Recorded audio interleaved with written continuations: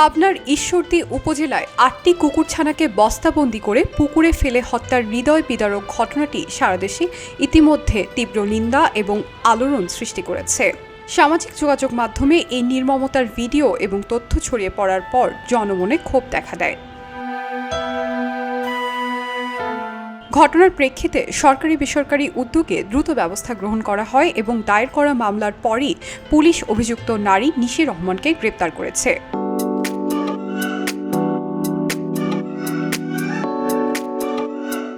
এদিকে সন্তান হারিয়ে শোকে ভেঙে পড়া মা কুকুরটির অসহায় আর্তনাদ ইতিমধ্যে সোশ্যাল মিডিয়ায় ভাইরাল হয়েছে।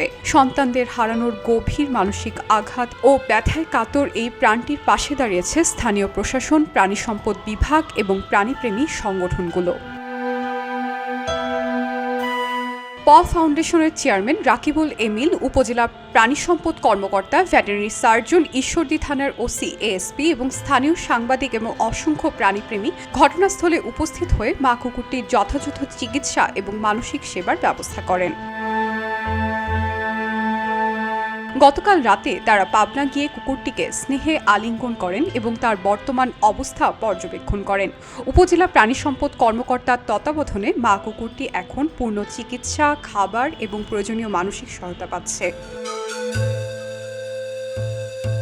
মানবিক এই উদ্যোগ সমাজে প্রাণী কল্যাণের বিষয়ে নতুন করে সচেতনতা সৃষ্টি করেছে। প্রাণীপ্রেমীরা আশা করছেন এই ঘটনার সঠিক বিচার হবে এবং ভবিষ্যতে এরকম বর্বরতার পুনরাবৃত্তি রোধে সমাজ আরও দায়িত্বশীল ভূমিকা পালন করবে।